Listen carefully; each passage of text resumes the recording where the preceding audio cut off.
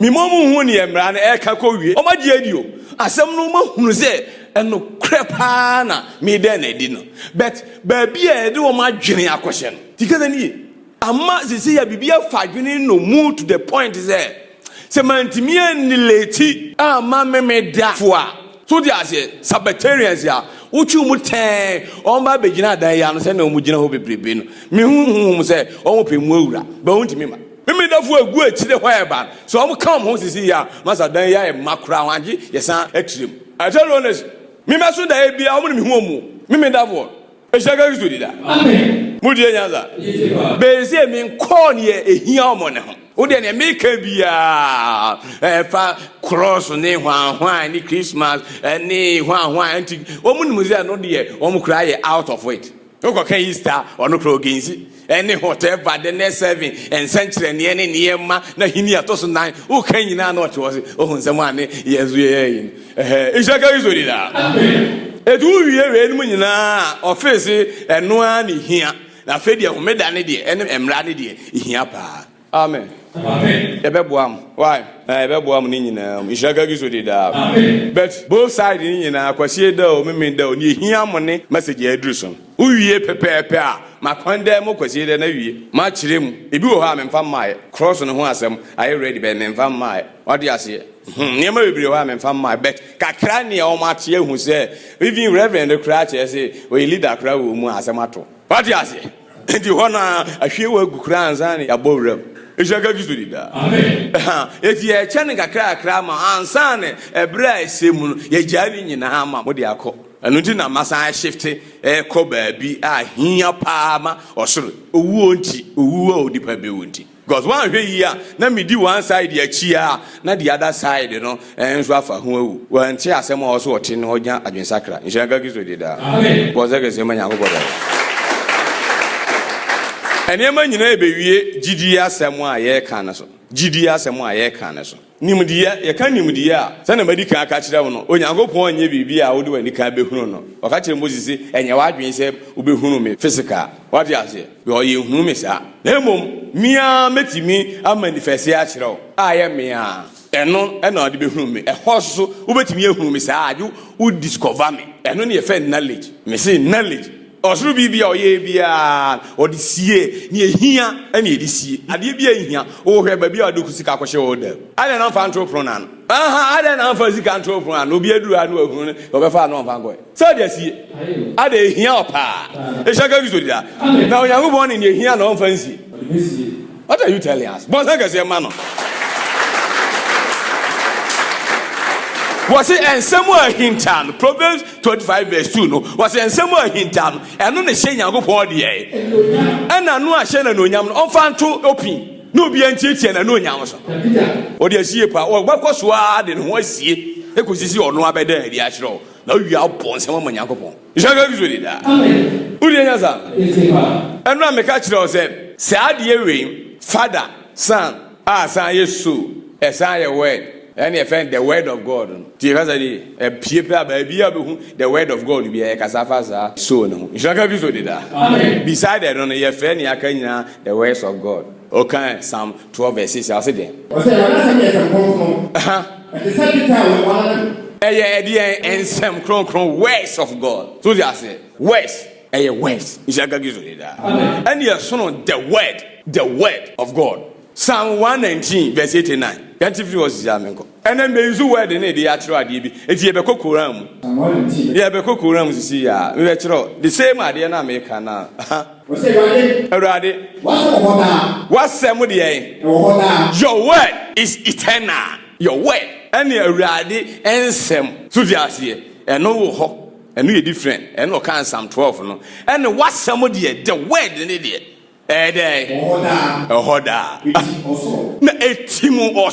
Your word is established in heaven. It's like a good because I need it. Look at Revelation 19 verse 11 now. What's it there? Revelation 19 verse 11. Verse 11. Quote it. Quote. What's it there? Obu aten. Otu satene. Na nim ti so jaframa. Na himotre pi bonti. Wa tro di bi obi enim. Ni oti oponko no so no. O se de. What shatale bi a ye di abom mojem eko. Yenko. Na ni oti ahinwa ne so no. Na oti ponko de so no. Edin de de. The word of God. Boss na get here man.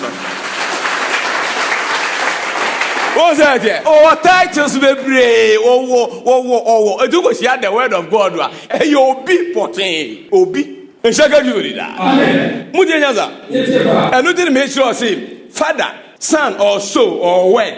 So the Asian. I say, you me friend word, you me friend so, you me friend son. You hear or son and say, ye be one. You nya one be power yoba. Odi gaza. And you know son. Shaka you did that. So now ye na the original. Team hold da. So they are saying, because I know the idea nyina. So I will ni pamu and the idea nyina. Inshaka you did that. Oni pa answer ye body, soul and spirit. Inshaka you did that. Say no answer ye. Father, soul, word or son and Holy Spirit. Oni pa man no.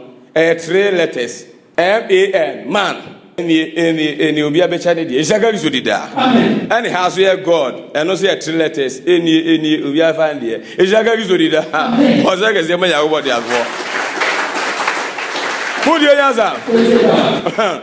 Edi body no say no am catch am no and the glory of man. Ozo honam nyina eyinwura na nu onyam etisi nwura hwi eti we ni na nu onyam because we ni nipa hu we ni ehunu eka ho asem enti efe a nye we ni crazy when na hu obi shoulder o ka ho asem we hu da enti was one ni nim honhom a o nipa mu eno zo we hu da enti unnim ni nyina we ni ehunu ni edi hu adanse ukonyankopon mu osoro zo a father ni ehunu yehunu san no aye the word no yehunu Holy Spirit bia father ni ede eno na nu onyam a esi ahinwa ne so aye hina nyankoto atwa ho ahia na de ade ni eja na de ade eno pe ni yehunu ni yehemu ni yehunu nanso ni yehemu no ena edi dwuma no eno na ekasa eno na efra na agina ho ye be kiro ko na be kiro kumfa yakum eno na kan na agina ho eshaga yuzo dida mudi anyaza eti body no agina ho nanso ni ye adwuma ye so ni kasa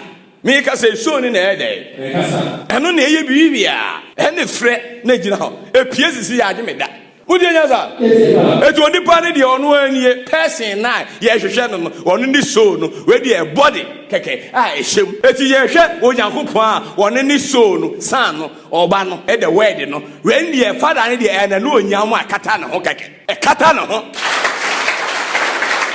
Eshaka gizo dida. Budi anyaza. We ni yani nyankopɔn se abodie bi eni ho a obetumi abe challenge we. Obofo bi enim no twiriti a mekere na sisi a. Ye fra omu frimframom. Etu wo ye body and spirit pe. Wo ye bi num so oja. Na somfo no ye omoja. Eshaka gizo dida. Omu possessi we. Omu possessi sa 3 ewo mu. Eshaka gizo dida.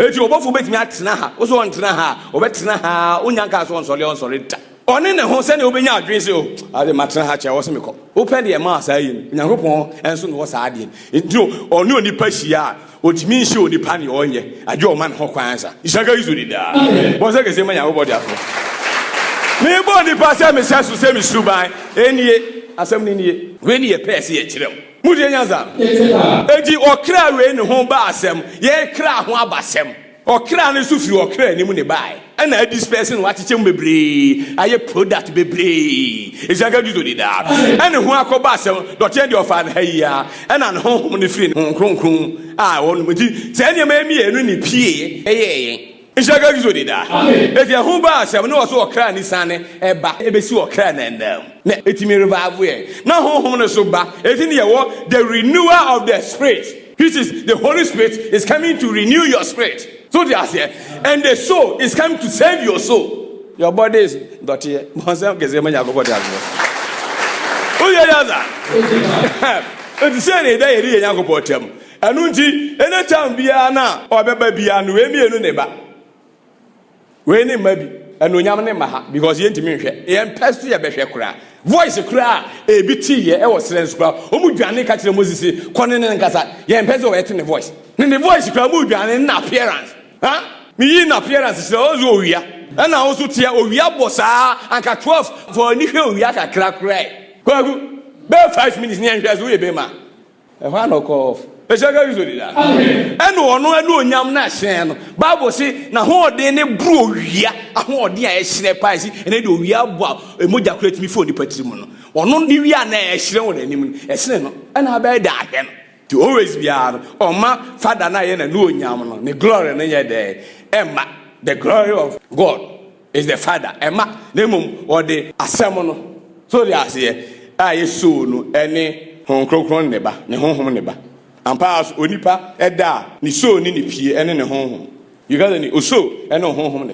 I don't name monitor and car, one more chill cratch, Casabi Yaku. Here, and your home near Bonita, Ama, a drew of a beer do could be under the presence of God. Elha, I can't come, would I assume? Oh, when you come, what are you? Huh? Babo pretty nice, can you your cry? And then monitor, and not any monitor. You shall go to that. Who did you body need you, or them? Sani Yankopon so e baye nchen a ode asem no ene ne honhon kronkron ne ba me be kire osisi afri bible bo say kase man Yankopon de edi Leviticus no yenti free ho ne yam awuram Leviticus chapter 26 verse 1 to 2 my candidate that sign fast Leviticus 26 verse number 1 to 2 yanko osimunya enyame huwo mfa wenti mamo ham ho enyame huwo bia monko ye enyame huwo bia fa ne mo fa woni ana abosun dungi insimu mfa David kwe na mo fa obo a wali mu adwuye insimu asase so no obi aye buo se no osole a no twafa ho ese eye kronkron no twafa buo ho na wo twafa buo ho edi mo wie no mu nyina mo wuda ho Ishaka bizo dida. Munye bisa mfansi wo emfa kwai. Enkoto sori wo. Efise de. Ni awurade munyankopon. Na me ni se ne ma ni bia. Ishaka bizo dida. Verse 11 is there. Verse 11. Ona me de metra bia besimu. Ishaka bizo dida. Mudi nyansa. Me de metra bia ba mu de. Ebesimu mu. Me de metra bia besimu mu. Mean say oba betra mu mu. Oba betra ba bia no ye wa dwesi me obesi dan wo mu ne matena ho uka Zechariah 2 verse 10 na wasi Zion ba bia to arusi enyum na me ba betra wo mu me ba ma betra wo mu kwose no no oba betra wo mu ishaka gizo dida eti me de metra bia na iba besi wo mu na de en na mo ri nyam kra enyu me kra ena e bade na nso mo ho nyam nwini ishaka gizo dida eti ba oba onfa na no nyam ma obeyi na no nyam na guai the father name or the word no I any soul. So they say I a friend son goes oba honampa e be friend oba. Wo dey nyansa? Be ohonhom dia o ye word ana so goes ye hunu no. Asem no ye hunu enye bibia di edi hunu. Okra Yesu ye hunu. Be onya be ye honampa pe betimi akase o ye oba. Usaga bizo di da. Amen. Eti me de metna bia ba be si mu na me de so me kra ye den eba. Na me kra ne ehun nyemu nwini. Mu dey nyansa?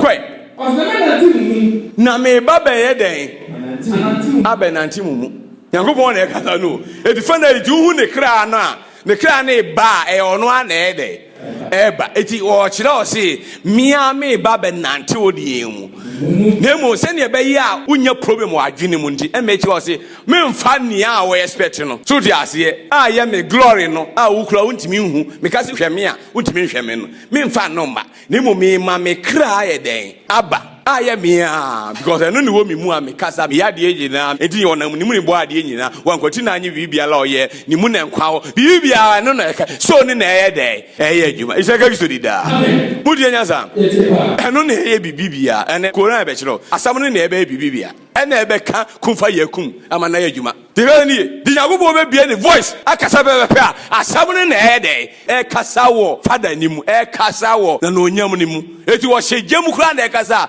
jano ne efe na no onyam ne hu ni se ye na ehine ohoi eti Moses hu si je bi dele beta ni bi befiri mu ye dai ne ye hye se jani mu no ono ne ye ka no asem bo se kase manya wo de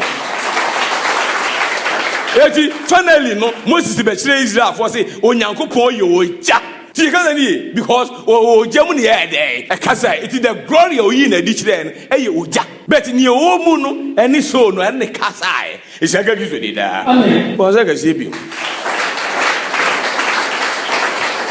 eti ofiri ho a obetimi asan Daniel no onyam na e de akoye nyankonton obetimi di aya enim metimi abobo no onyam hororo a sa no onyam ba akpe no etimi dane no Uje gaza. Eti Nyankopon enye one way. What you say? Eti ni odi be kire agya no no. Obetimi different way akire obi. Ni nyina say you get the knowledge to discover. Eshaga you do da. Eti say aboa. Adwene say ni odi kire Abraham wan fa me kire Moses. Dabi. Odi abofo ne kwa Abraham in the form of angel. Eduru ha beti ase. Ye boso nyina kire. Owie Moses enye ogya na odi ko kire. Eshaga you do da. But be o say no ye na open so aba no abaye ndipa wo say twiaka. Wu na to wo ko gem. Ti kaza ni ye wu ko gem wo deny the fact. Wu ko gem o ti ase wo so mwan. Ene ye do akɔhye bibi ase. Eshaga you do da. Wo di anyaza. Wo say mbiem. Eti me ba be de abenantu mu so ne ba me kra ehun nyemu nwini na efise me a me ba benantu mu de na de na maye Nyankopon na duru ho a mon kaiwe se mon timi an respondo mon timi an discover ama me ma nyemu Nyankopon a asemato eti new covenant ne say won nyina be hu me afiri omu nkituwa mu akosi de na obi nchi obi se hunu awurade ne da tikana ni na me yom Nyankopon na wo so aye me man eti se no antimi amam wantimi an discover say ne e ba ye no ono no Nyankopon no da to say Nyankopon fufuro bi obaabi hey wow oni atamfo aye baako isaga gizodi da amen budi anyaza eteba osawuni ni o osna maye Nyankopon meye mu Nyankopon na so maye me oman na da no mo so be me de oman isaga gizodi da bo se ke se manya ho body aso read the covenant natural Hebrews 8 what's it there e na pamu na me no be pam amaka ho asem e de ato omo so no kwai awurade Nyankopon na e ka kire mo me de memra be hye o ma dwu enya bopon so de ni bia o de ase enya bopon so de fatu nche kra ye nya ma ho kwai ye wie be sa chiro se emra kro na e wo akomom na se emra no e be mo hu se me ni wo mo de omu Nyankopon na omu so be me de enya sa na o so oba me de me kra na me sanctuary e be si mumu tikana ni na me kra ho nyamo nwini na mo so ho nyame kra nwini na meye mu Nyankopon na mo so ma ye me de that is the covenant na de obi so nchi obi a adentia kra boza ka semanya boza esum na aduru o man no esum ne yade abetom so enti na obi ehungo hwe ene ye ma akwanse kohwe mu kura ne hunu bibi eti yade bibi ewura wadwem atoagu aka common eti unum se ne Paul mo fra gidie we asomafo no mo fra common faith uka Titus 1 verse 1 going now was it our common faith because gidie bi Onyankopon de che ndi pakeke o de che o se mo pre gidie o de ama ahotefo na enya gidie o mo anya ye de acho e chade Nyankopon do ma chade ndangwa mi ba mo hunu mi ni mu abehya apam mu mu o mayi mu ato won we o se ye bre ho na so hwe ebra me bre ni fifiri a me ti wasasem wi because of what being aya sanity o se na me bre ya polutu wadwen nti o se na me bre so asomafo edi kan na mre ho o mo sha ase e kan eno ase dakro 3000 no ma bagye di hwe na eduru ye pen so wadwen nyina we mi dileti ne ye ma ansa. Oh my god bo se ga se manya bo Njaga vizuri da. Uje nyaza. Eti ne kra na eba na ni nyina no ene me ka chos eba ene honhom ne na ede eba tikaza ni ko se no obaifo be kwa yira o de honhom ne ko eti ne fe ne honhomfi obi a wo so da ya wo so de honhom ne ko ne eda ho ne de enipadua hunu a home pe ne wom tikaza ni brief na ye adwuma enti o ma mu hu se omu ye no o so ha din na o cheke artery Njaga gizo dida o cheke hu se no ehome o mu chese ohu ye oni mu abedu ha go hu ha ne e pumping because honhom na pie etu hu se eye sei ya akasi aba age o cheke ha no wo bibi ye adwuma ene e fe home no Njaga gizo dida e chese life still there bibi na afi ni padua mu we mu nyina mu ya ma ni mu dia oboa wo te ho na zo boa Njaga gizo dida e dia be to so da o zia umu ye hu doctor so be me yesi o do any to doctor so but I can say manya go doctor so Njaga zali anunti eba bia ene honhom ne ne ba na ti o ba so ne ba ne kreba I the word no eba to mi ka Isaiah 48 me jimoni mu de ezi a ne yakọ kumfa yakum ebe adwuma ezi a Isaiah 48 verse 12 48 verse number 12 die Hey, my admiral, me man, Nimudia, Nino, ye can Nimudia na, Maca, any Cassana, or the Cassana. A upes which Nimudia on your kind Nimuna. She Cassana or can, ya analysis, El Cassan, your best watch it. Near friend Nimudia, Nimudia, Kina, when also do open. Tia Cassa, a PFS wine. Ya, sir. Only Crona or Cassan or Besaka Cassabi, the Tosman, 100 who your best watch it. I don't know between the pano, the same voice, no, was it there? Tear me, Jacob, any Israel, my friend, why do you say, so when you knew the Azun must see Jacob a different from Israel? Cecilia, some way, who say a true me boy. Because I say Jacob, any Israel, my day, the one in Israel. Now, so say, wouldn't you was that? So can Jacob in Israel.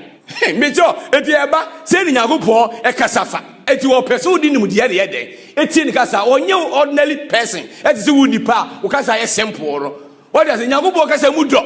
It's yet in Nimudian day, a chicken, a Doncasa Rosa. That's the graphic for your Peniabacasa, and as one of Yabacasa, or Tom Yano at Yasiam. There be Yago Bonacasa. Well, any part, Timmy, any Israel, my friend. Any Israel, my friend. Many on one. Bosom.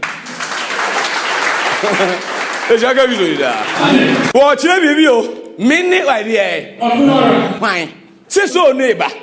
Any so no, cabby be as you know. So, neighbor, me boy. Oh, no, a genuine catch those say, me, no one. What do I say? That's why the first media and no yam not to on them. Obi no nyam nso obi emi ema no nyam magya to ho a ne maba person a enya me a bibian me kwhye ma no nyam a eye wo de ya eti me ba ne magya ma no nyam ato eno na odi hu se me ye obi kese na busuro me no magya no ato se ne be abebe me wo se won san tri sa asem na se enya me ma akira se se Isaiah ka kira on se mia me ne no mia me ne ono a isaga bi zuri da me ne no where di ni me ne ene de Anasi mia meneno. Ishaka kisodia mia mene onoara. And the case onoane de. It's ye can yet me can me because enya mia name ono. It's a becase onoane onoa. But onu de can becase mia meneno. Ishaka kisodia. Say repeat shiro. Tie mi yako. Any Israel my friend. Mene onoara. Many Odicanfo. Mia minu Odicanfo. Mia Sony Ochidifo. Mia Suminu de Nimudia no, I didn't know the other chassis. Minu or no alarm, open who details here. Make sure say I'm the beginning and the end. Minu Odicanfo, and Ochicafo. Revelation chapter 1. Revelation 1. Verse 17. 17. No. Mission that's so for. Quite. And it's a photo me so. I got yours. It's many opening for. Many day. Opening for. Any day. And Ochidifo. That is it. Or say many Odicanfo. Minu Odicanfo. And that's Ochidifo. Share me. Ye ho yo. Me see be wobri ye ho ha na de si ya. Masa, won gogo ye adwuma won fifire etemen. Won gogo na ye adwuma. Asoja o mi mu se ko. E shaka bi so di da. Mu di nyanza. Me o chi oni mu di ye no. Se mini no. Fine, me somehow more understanding. I say me no di kanfo, me no chikidifo. And then ampa ye kohwe revelation e hon oba ye chi no. So di ase o dan ne ho adi kire John. And o chi say me no di kanfo na me no chidifo. Me wuye na my head ma san sole. Ishaka bi so di da. Isaiah 44:6. Osan kan bi. Isaiah 44. Verse number 6. Revelation 22:12. Tell me what. Saurade. Israel hene. Any ni dimafo. Asafo radisi ni. Me no di kanfo. Na me so ni me no di ai. Na di ai. Na Onyankopon biara ni ho. Jemenko. Ube kwa be was. I tell you honestly. Was it the Revelation chapter 22? Me batem.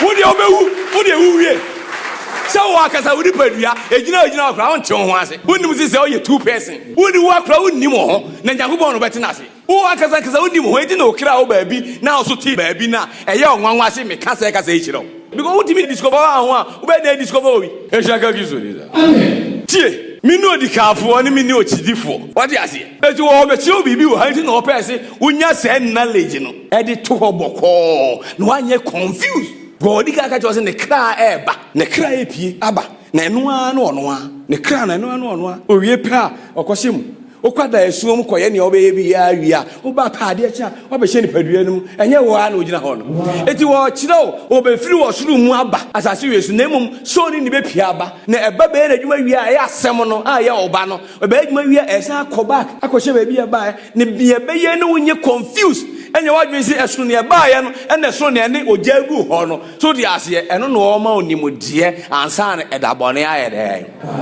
no me bia bi mu eti ne ye kan yi e kire o se ne o kasa no esoro ono ne agye nyankopon wa kire mu akire ono di kanfo ono a Israel konkon ni nyankopon bia ni ho e kan ho afa san akọ Isaiah 48 aha obekire afa obeka kasa bi aha no be confused eti me kasa bi oba ya o kasa agya na soma me anye nne no obeka kasa no anytime bi o yi ni ho adi e be kire mu bia say no ye om wa discover because what Jebi be ho it won't mean can say one year jano direct. I do discover who say or no sadia now the year o uja body ho no so corner who say one no matter so ja body one o nam hall because wow body no ja hall. The same knowledge no person who crowd here say to ho ase. What you want the any for discover me. Me so make Jebi be ho any maba. It will be can say obeka say esono ne maja ho na esono me amaba. Any no wo ye problem. Who your problem? Is Shaka Gizo did that. Who the answer?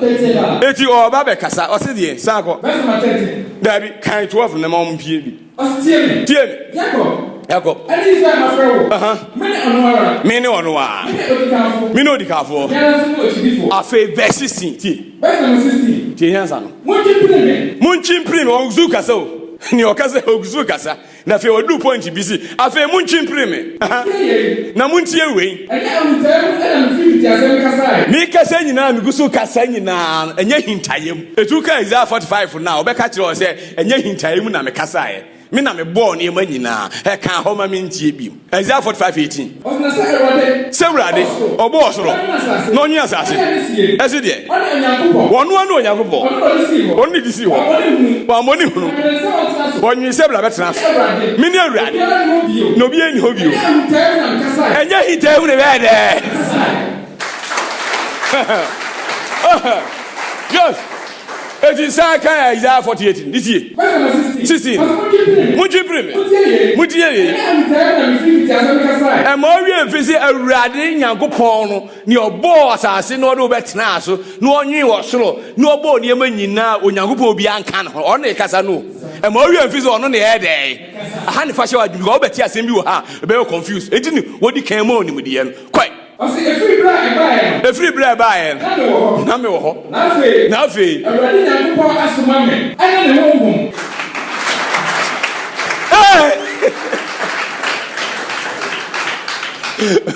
o chi break jira ka gizo dida boza ka se ma ya wo dia so awurade nyankopon obo osoro bo asase no obo ni o mu nyina so dia se anye hintayem no kasa ye no afi wo ba wi asintini ena so ba wi asiti otimi mfa anonyam a oja no ho no ensa amma eti odi kan agya no onyam no ho no oba ma mfa sa de na antone so ekosi se point bi obema mo kwan isaka wi da eti oma distance between father so dia se any word no eti se ya no o kire se awurade nyankopon asoma no ene ne honhom eti niema me ensa na beka ye no father word no so ti ase ayeso no any holy spirit no we nimi no ye na eba cause anu na ye de ko eti beka cho so da ya nimi no ne ko soul and spirit ne ko ishaka bi so di da no waja body no odam okoba no abewura mu na fe body ne ye adwuma bibibia ye hu soul and spirit ne bi what dey ase Sani nyankopon so basa asiwe so ba nipa mu a okoye dwuma die bia na eye soul and spirit no ene ye dey eba that's the word and the Holy Spirit it will obekoshe Mary mu amana ni se nyina o so nyankopon hon kronkro be ba so dey ase because na asem na di kan ye dey aba obofo ndi asem na akoma oba nti are you ready ho ishaka bi so da amen until na the konkro abewo no ne be frɛ ne onyankopon ba the Son of God you can say ishaka bi so da amen fine enunti onyankopon asoma me ne honhom Quran ebe kasim bi akire wa oka Quran sura 4 verse 171 na aya no obe kire asim bi ha the Spirit of God and the Word of God is Christ Jesus Isa Ishaka gizo dida amen ampa ede na eba the Word of God which is the soul and the Spirit of God eti say when me gas no so epie what you say ekwa enye wa na wapie eti se Nyankopon asem aye ni so ene ne honhom apie be di dwuma bia enye ono na aba owie ko hyemu a uhuru ni biom eno aran we ni nimdi a no peso onya na ne ode wo ye example say otimi hunu ho a onipa timi hunu se no ote a aka Nyankopon opie enye de ketete na ye to onipa dwi gu enye no odwe ho odwe sika ne awo obewo eni ni wiase na brabo a obebo eno ne hia nipa du wa anhwe we akiri kwa akora ene ne tafo wo se nkrofo we ade a wo fa ncheke ne ma no onkra wo mu nimti ye ba behu problem mo manya ni o Ishaka gizo dida amen mudi nyaza enu nti asemu no ene honhom ne na eye de eba sa ne koran ebe cho eji nura me yusu so no ede ye example no ede kire wa ene mase e ma hu si ono an de ono an tikasa oba ya no oka eche jufo se me ne eja ne ye baako no o ma nte ase e so mbesi na abo question is say adenji no musi ma abo bi say o se ana wo yi ni paye o si Nyankopon kasa na aka che so ni Nyankopon kasa na aka o che so ni Nyankopon there's no doubt about somebody who claims say I and the Father are one. What are you telling us? It means that you are the same as the Father. It in your can o chire na so ye nipa ye hu so abanipom enu nti ni hia say o mo beti say kasa Ishaka gizo da be na jufu aha na kwachiri what dey ase ni o kan wa kan wa enu nya wasem ona de no Ishaka gizo da bo ze ke se ma ya go bodan afi o pesi o mon further knowledge no and o ma Isaiah sa to aso Isaiah 43 verse 10 Muni madanse fo. Aha Chelsea nyo obi ani betimi edi asem no ho adanse. E fa Nyankopon. Ti kasa ni kwa asem aje ode ma. It was muni madanse fo. Just peculiar people be. Asa for rade no oka. Eni makua mai de. So no na adane sa. Ko enya ba pa obeka che osi asoma. Oba osi asoma. Enya no a. So ne ba no osi asoma. Awrade Nyankopon asoma. Eti obi asoma no nya kwa. Enya kwa na obe. Eti ba na o kasa. Bra onyam pie ye o kasa ato. Esi muni madanse fo. Eni makua mai de. So na e ba no. Aha. Nemum ni edi kan se munhunu. Na munya de. Na munyi mmemme Nyankopon nya de. Aha. Na munhunu mu kasa ni nie. Understand.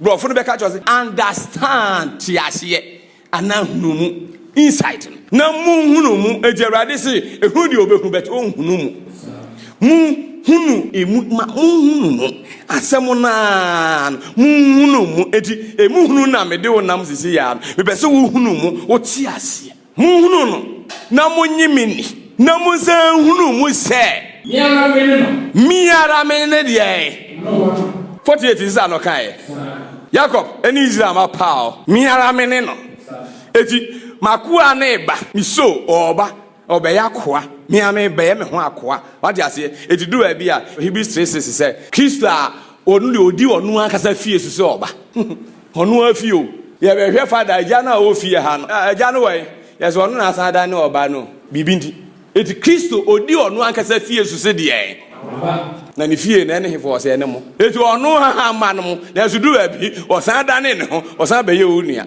what you say eduru abi Old Testament kwade eduru abi a o san da ne o mukunu kan Isaiah 54 na o si wo yefo aye okunu Nyankopon o means bi afa so eye ne ho e de approach ye nipa eti se o ti se ria e wa dwen si esunu Nyankopon na esunu ne o ka se ndikunu no we ni nipa nim nimudie wo ne ho eti ama ekwan kakra be da ba ne bosam e de mu kojem Ishaka gizo dida amen mudi nyanza eti mu huru mu na mu nyimi ni se miare de me no kwai oso onwini onyame bia o machie na manimu so obi ama eti obi ba na esi Nyankopon abawias pepe a e ono ana aye de obi ani ho kwai me eni de kotodwe nyina kotote kema nyina pam kasi Yesu Kristo ne hwan me ni awrade ba waje nkwa na man ogifo bi anya de ɛnɛ day me de asempa ebe nipa nyina de abrem okay Luke 2:9-10 na ɔse me de asempa ebe nipa nyina de abrem ɛse nɛ wa wo hwan agyenkwa a wɔne Kristo awurade no ɛne nyina egu me so ne awurade no otufo nyankopɔ de kasa me ame ne awurade no eti me se gidi sɛ me ame ne no cause me ne awurade no ti sɛ yawo awurade na mamwa ɛyɛ me a ne aba me yawo because so no na aba no isaka Kristo di da na me ne ɔgyefoɔ ɛnyɛ sa me na maka na me na magyenkwa me na mayɛ dɛ magyenkwa ti me ne agyenkwa no wa wo agyenkwa na yɛ dɛ ɔno a me se wɔno a isaka Kristo di da wotu mu tɛ me se wɔno a na pie tie ɔse deɛ me na maka ne magyenkwa ɛkɔ hyɛ o a ɛbɛbɔ mu kɔe na ɔfoforɔ bie ni hɔ na mo ne madansefoɔ na nɛ me ma mo ate ne mpempem no mo ayɛ madansefoɔ kɔe awurade na ɔseɛ me ne Onyankopɔn no na efiri nnɛ a meka sɛ miara meyɛ dɛ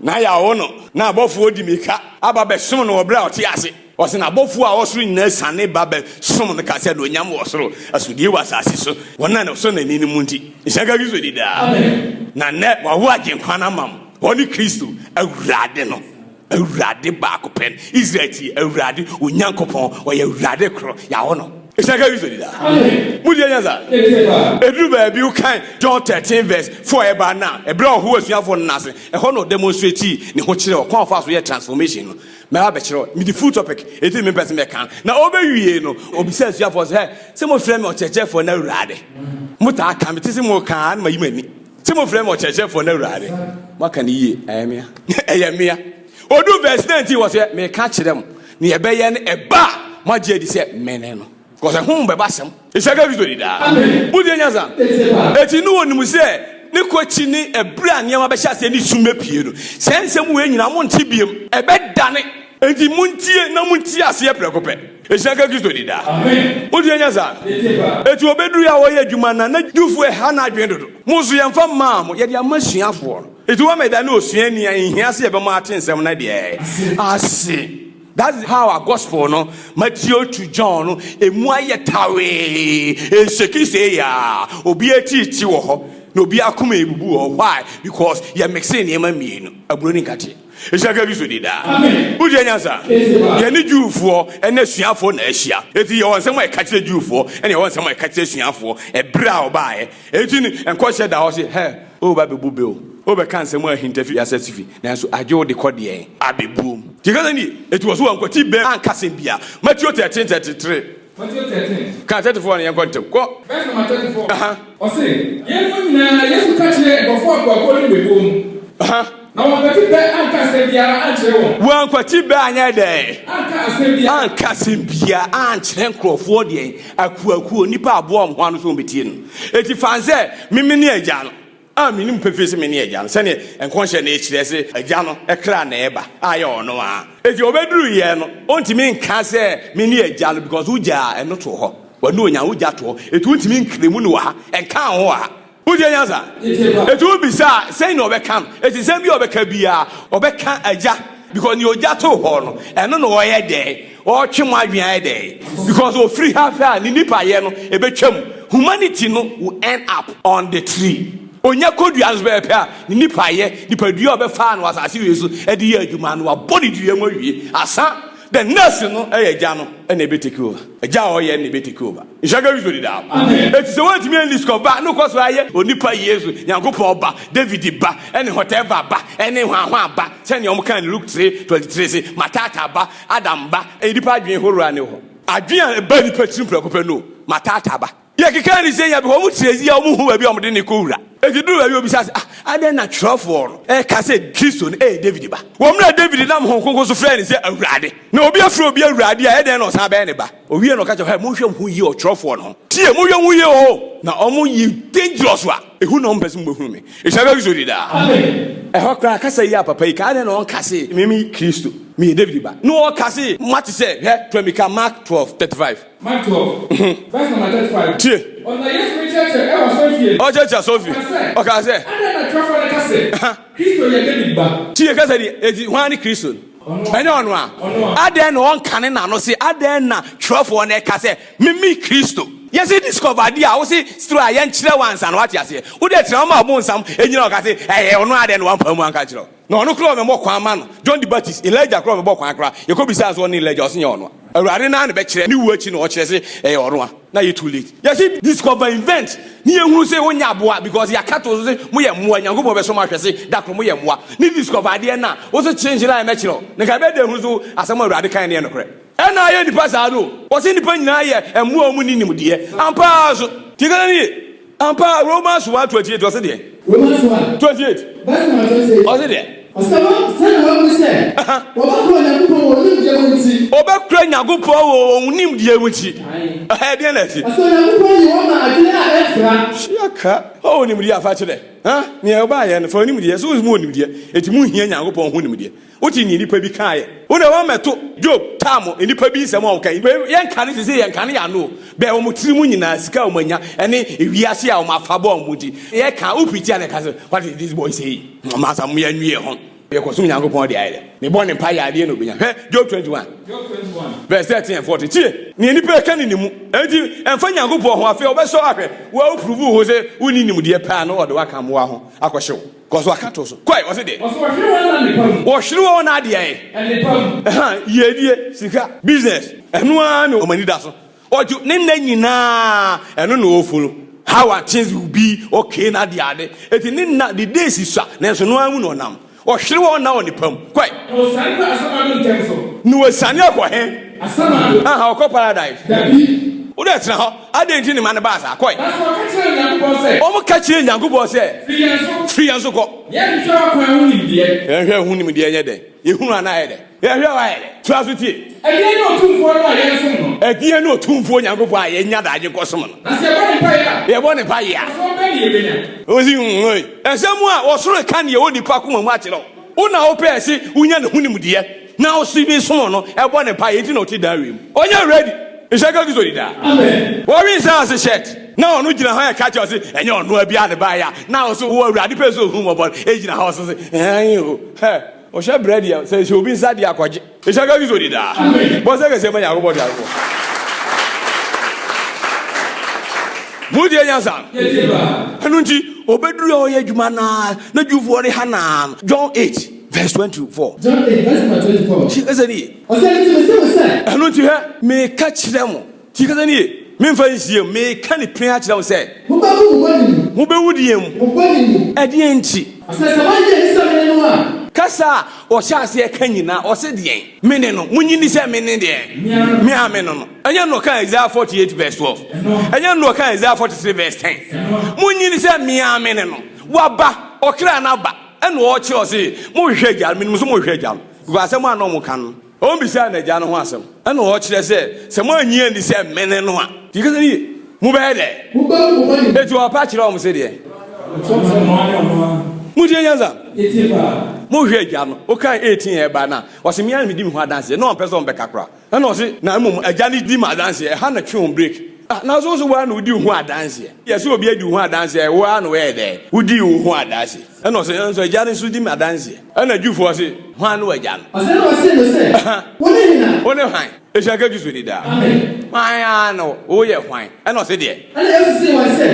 Nya me fi ti asa me ka kire mo. menem akasa saa kɔnhyefuo montie diifoɔ nsɛm no mo kan da ahomeda tie Acts 13 verse 15 wɔso no kan emra na diifoɔ wie mo kɔhwɛ diifoɔ no mu ɛdeɛ ne wom John 5:39 ɛnwa ne de ekita wo kɔ nyame som no ekita ne kwa ɛno apopa ho saa etu hu mo ngoma na hwɛ sɛ ne me ngoma tete hu mo ne fɛfɛfɛfɛ ne yɛsɛ dura ho hwɛ brɛ we ma to 3 times masa adwuma ɛyɛ no ɛbɛ da asra ho there's who na shepe enka hu ye mie bukura wo se de mo hwehwɛ kyerɛ nsɛm no efise de mususu sɛ mo wade o o ka kyerɛ nsɛm na from Genesis to Malachi no Old Testament no so a testimony no ɛno ne friend kyerɛ nsɛm scriptures wo se mi hu sɛ da bia homeda hwɛ Acts 13 verse 15 so da bia homeda wo mo nya Acts 13 verse 13 na fi oko 15 one cause is there Acts 13. me be se me break ni ma me gina ha yi afa me be kokoro me mate afiru Paul, and to free powerful.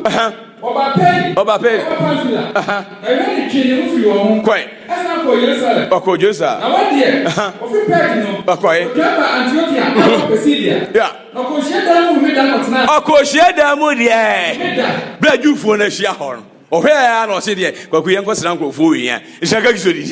I did. I am woman. It's with the uncle be a chance in the no, Borum will not say that. Number 15. On the year, a D4 can kind. A D12 1 year, I'm running there. A D4 can kind. And only a friend Tronson scriptures. I'm running D4 Genesis to Malachi. It's almost and the king can hear and I'm cardiac. Was the shadow pretty for as my bow? That's my bow, Jay. And you are no more message be able to be more mine now. Messing so you are Cassio. A Cassio. Dano, emu price ejin. Ama asori bo no kura ka che say yes le wura. Who made that from Zambra me 2 years ago. Oh, se me boa. Verse 4. Verse 4. Tie, guy 42 omo tias. Me pese omo tie. Omo free share dem ofi adi. Omo sre on say. Who made that for? E che say who made that for na to no be nyankwa. Omo nyankwa.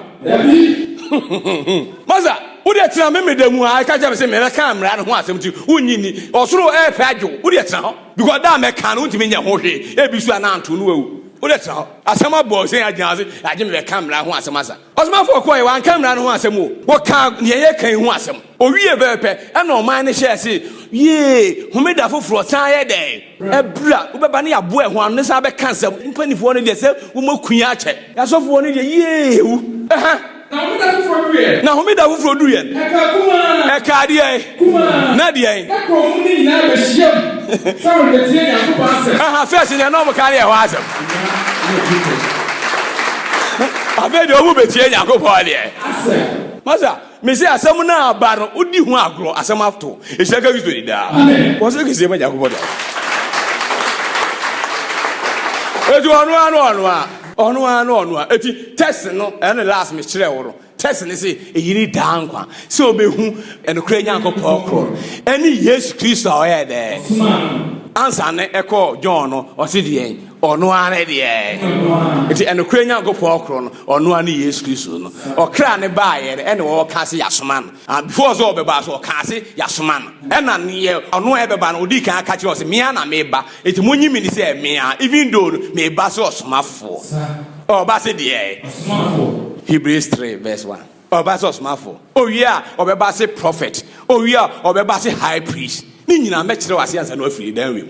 Mi nyina mekire wase ansa no waje TV ni hwe. Tika ni oh yesu a obekire wase asi the king of glory. O se urade bedi asase so nyina so hene. Ne da na urade ne be ba akopɛ. Ni nyina obekire. E shaka bi so dida. Enti oba ase osmafo. O se de. O se enunti. Anya kokura mo fra osmo frɛ. Mo yɛ asɛm a yɛgyina so ka no. Ɛho somafo. Ɛne sɔfo pani Yesu.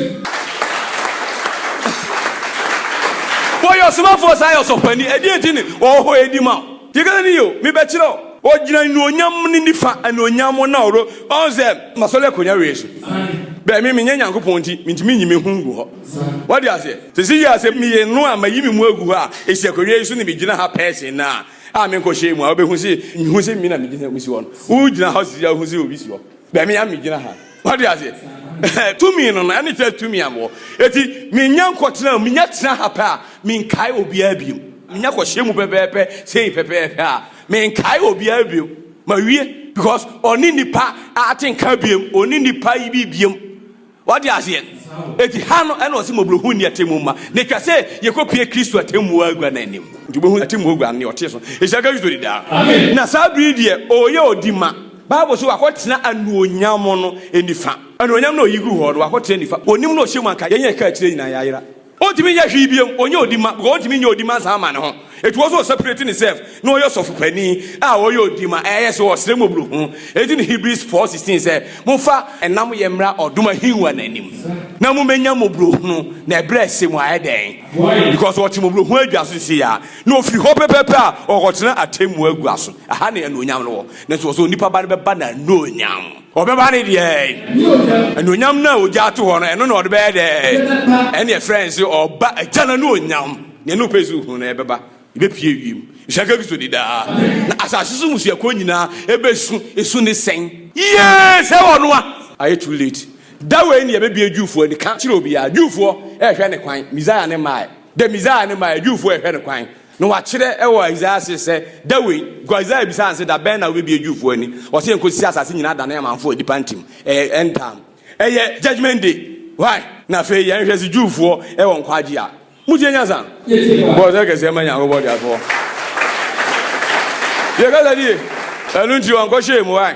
Etwa se odi hene a egosi odi na tanfo nyina be hye ne na asintia so so that ase na fe watietia won so nyina no so tanfo otwa to ne owu o ka 1 Corinthians chapter 15 verse 21 to 26 ya ishaka giso di da etu onya de niam nyina hye ne na so wi a yansa na okohye ade ni Bible so okohye jani mu e wo so okohye jani mu na fe agya no ebe ye ade nyina esu difo a ye hu oba ne biu ishaka gizo di da eti right now no ogusu wo mobrohu adwaso di ma ti nyanza ni ye ishaka gizo di da e wo so okosra ade kronkron mu ade kronkron no so di ase eno hu adwuma na wo ye because osofo obi ade afore ya boy en e de kronkron bia ishaka gizo di da bo za ke se ma ya wo body afo mudi nyanza ya duru kumfa yakum.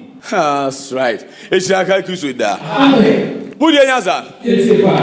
Yeah, ko Arab ma Islam.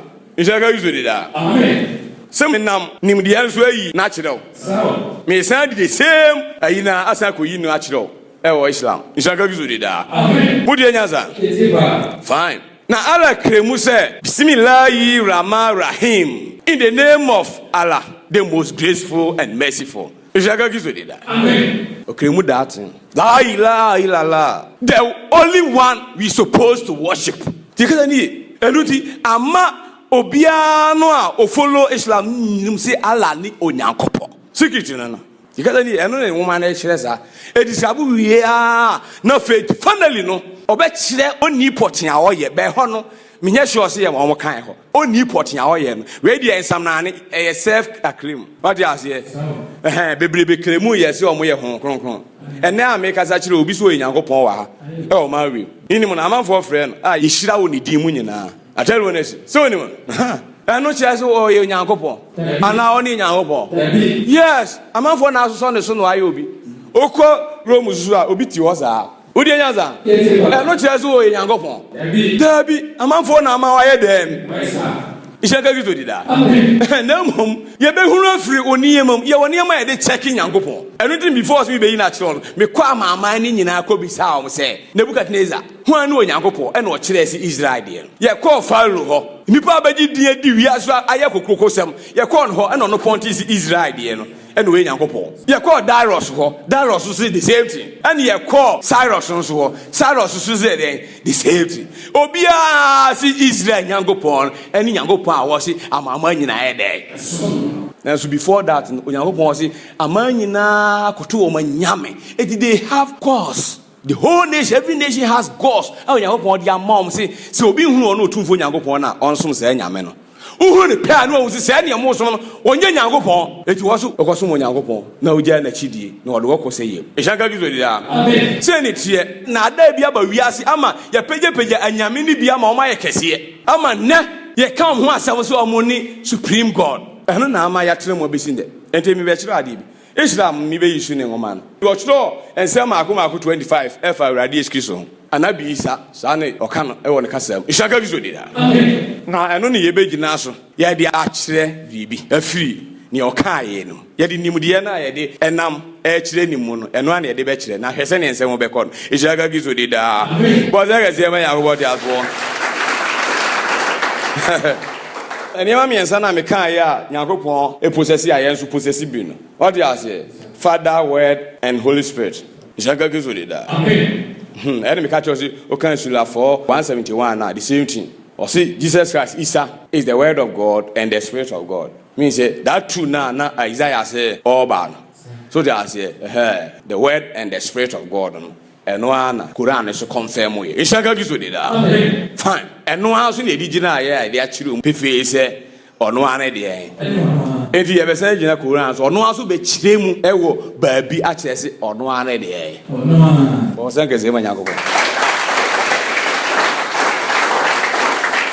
na kasa bi a makyerɛ ne kumfa yɛ kum no ɛkyerɛ sɛ let it be and there is so there say the word be ɛno ne ɔmode yɛ adwuma kum fire kum be the command of God or kasa sɛnka me kasa ɔbɛka kasa bi mewia kɔtu sisi a wopa ma mente firi sisi a sɛ obi ka se wohwehwɛ me hwan ɔsɛ ɔdansefoɔ meka se menni a mennie ɛwɔ se biribi to wohwɛ obi na me se menni a ɛwɔ se biribi to ɔbɛkyerɛ ɔ se obi ani asase wie so ɔtumi ka se mennie ɛka ɔno nkoroa ho nanso woka bi daa anaa ɔnka nanso ɔno mini no ɔkapa a wo bebisa ama na kyerɛ o mini no asɛm bɛto ɛno so ya ahyɛnsodeɛ baako a ɛdan edi si wɔ no a yikasa di ma mente firi wansa ɛno yɛ fɛ kumfa yɛ kum onye kapa bɛpɛ ɛwɔ so bibi land tumi no na ɔbaa no pɛ so manifest saa deɛ ne kyerɛ mo yɛ nyansa Premika kwa Isaiah 52 mam sisi a mente firi hɔ Isaiah 52 verse number 4 no Isaiah 52 verse number 4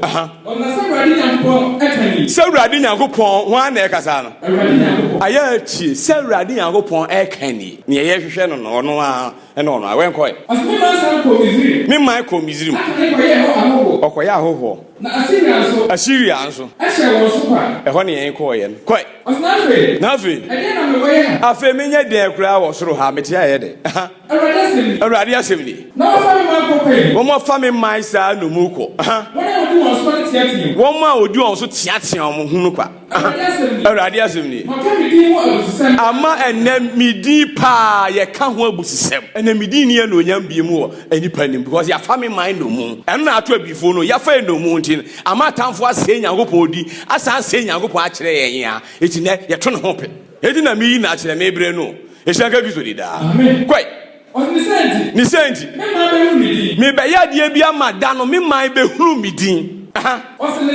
ni senti dano a mɛyɛ saa adeɛ no wɔn mu bɛhuru sɛ miala me ne nea ɔka sɛ wade aseɛ wɔn bɛhuru sɛ me na meka sɛ mini ɛyɛ no anakɔ wie hɔ wɔn bɛhuru sɛ me ɛna meka sɛ meyɛ dɛ minie yɛbɛfrɛ no yɛbɛbisa nase Premika kɔ John 18 pɛ sɛ wohwɛ sparing na wɔ hɔ no wobɛhu sɛ ɛno a na ɛbɛpie hɔ kɔe John 18 verse number 1 dabi kan fɔ ne yɛnkɔntɛm verse number 4 ɔsɛ Yesu a wɔnim ni a na ɛdɛ ne event ni bɛsi eti wɔn ho si taa wɔn aso ama asɛm bi ɔka ayɛ no ɛbɛba mu kɔe efiri adi eti wɔn ne asuafoɔ ne hɔ ɛna Judas Iscariot ɛde nkurɔfoɔ na ɛbɛkye ne baeɛ na hɔ a no hu si mo ntwɛn meba ɛna opi adi ɛbɛgyina hɔ ɛna ɔsi deɛ ɛna ɔsi wɔ sɛ mo hwehwɛ hwan no one say Yesu Nazarene no ɛna obu ase Yesu Nazarene no kɔe ɔsɛ Yesu si wɔn sɛ ɛna Yesu si wɔn sɛ amen ɛhyɛ ka bi so di da onye ho hwee to aso ɔse dɛ ɔsɛ mini esi da oyi man no so ɛwɔ hɔ bi na ɔka ho bi ɛna ɔsi wɔn sɛ mini no ɔsi wɔn sɛ mini no ɔpɛ kyirikyiri wɔyɛ dɛn ɛwɔ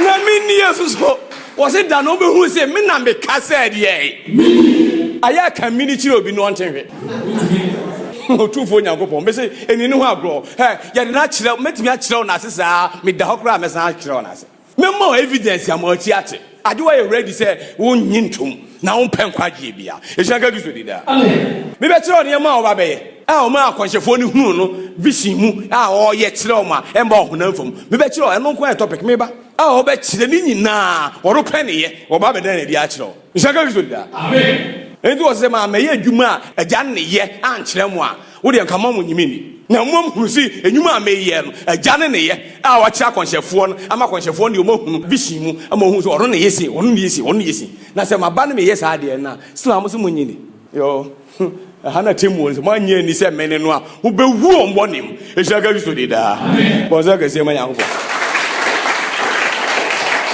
ɔdom nyina Nyankopɔn wo hu mmɔbɔ ɔhyɛ wo de la adom nti amen Onyasaphobia so hu so we chirchira Osiano tem Manu Matwana Sana, Abedine, Iti Betraho, I'm a Brisha Biaquansana. Yeah, dear dance, yeah, Sabrina, dear Bessie, yes, yeah, Yankaya Miasem, one, dear Mrs. Tim Mabuo. Everybody, yeah, Obenya Savoy, Bunu, Ben, I can say.